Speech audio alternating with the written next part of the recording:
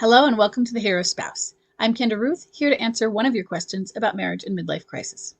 Today we have an anonymous female left behind and forward-moving spouse with a bomb drop of January 22nd, 2022, a date of marriage of 2006. He is a clinging boomerang and a low-energy wallower. She says, I can tell he's been in a midlife crisis a couple of years before bomb drop.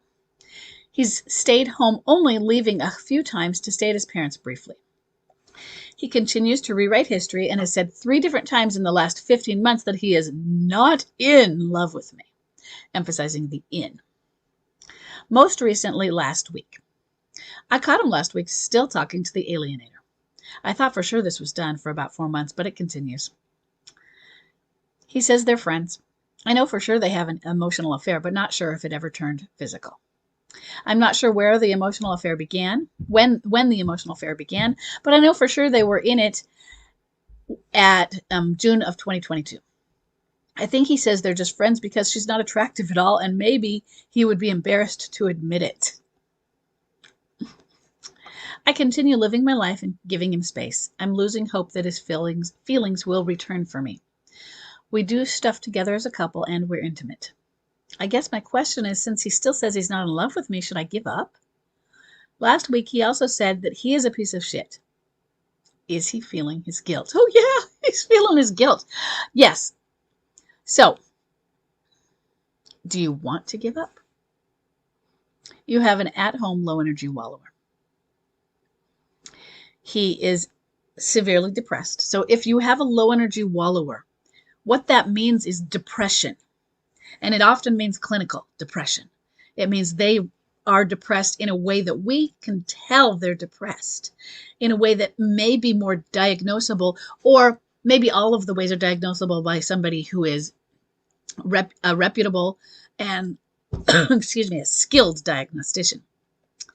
But high energy, we don't think of that as depression. They're not acting depressed because they're not acting sad and low and melancholy and hopeless. They're acting angry or excited because they're using all of these addictive things like limerence to avoid depression. Low energy, they're depressed. So let's just look at this as though I have a depressed spouse and you're on a board for depression. My spouse says he's not in love with me. What does that mean? I'm losing hope that his feelings will ever return. It's because it's a disease. It's because he has a depression. And while he has a depression, and depression can last. So that's the problem. Now, and he's trying to feed it with other things. And he's trying to deny the depression part and just blame other things. So feeding it with other things isn't an affair. And blame is, it's you, it's not me. But he's feeling guilt. He's feeling like a piece of shit. And that can be an MLC thing, but that's a depression thing. He's feeling unworthy.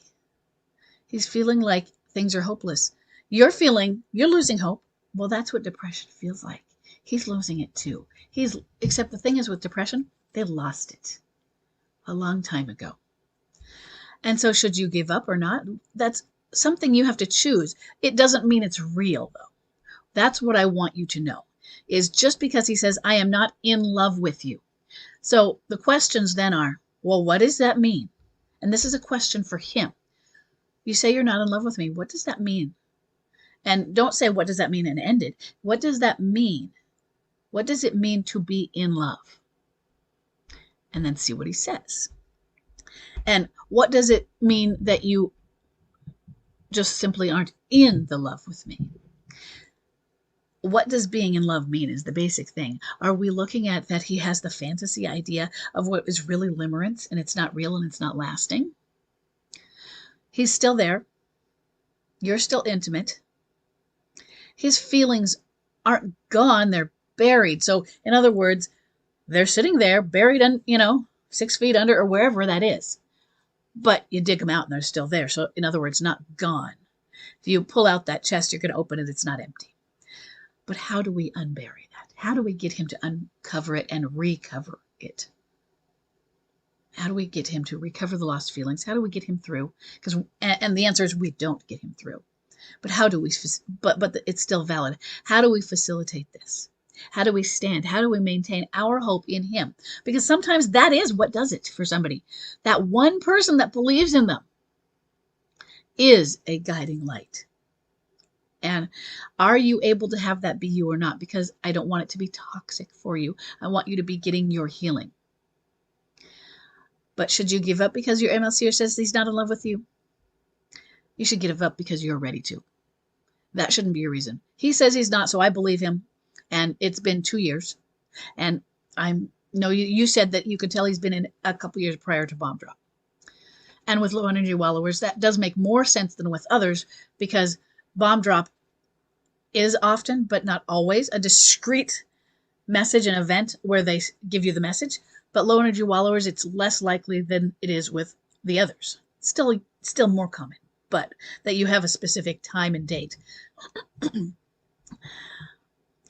But he's been depressed. And so what you're saying is he was depressed before bomb drop.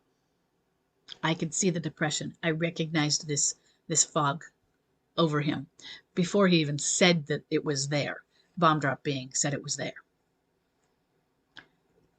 And I don't know if he is willing or is denying on going to a doctor and going and getting help. Because he feels like a piece of shit. He's feeling guilt, but it's not there yet. And he defends his relationship with an alienator. And you can change tactics, but I don't know how it's going to work. You can say, I'm so glad you have a friend. But you also don't want to encourage this friendship either, do you?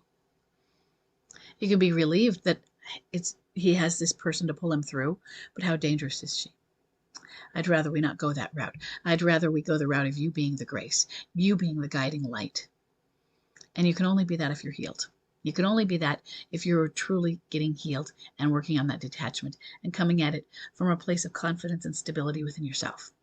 So if you're there, then you're also at a place where you can make the choice.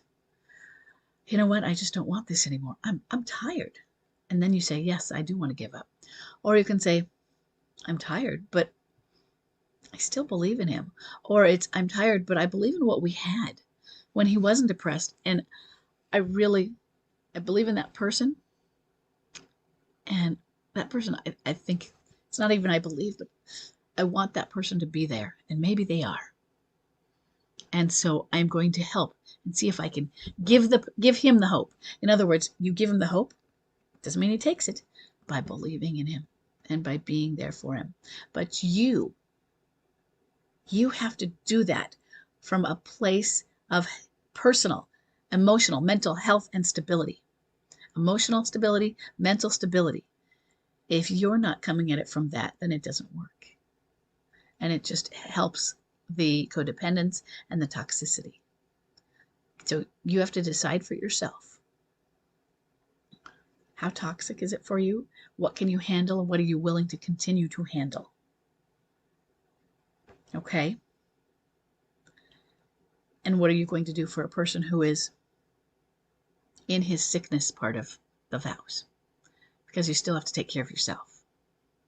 In sickness and in health, but when you're not in health because of their sickness, you're just enabling the toxicity with that if you stay in it and you're not able to fix yourself.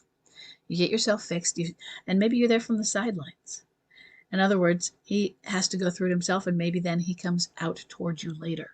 You just have to let that go, whether it happens, and move on with your life, or you stay together living and you stay in this and you give him that hope and the grace from within this context, within the standing at home context. It's up to you. But there isn't a should. There isn't a should I give up. A lot of people in your life are going to tell you should. I'm not going to do that. For one, I cheer for standing too much, so I'm biased.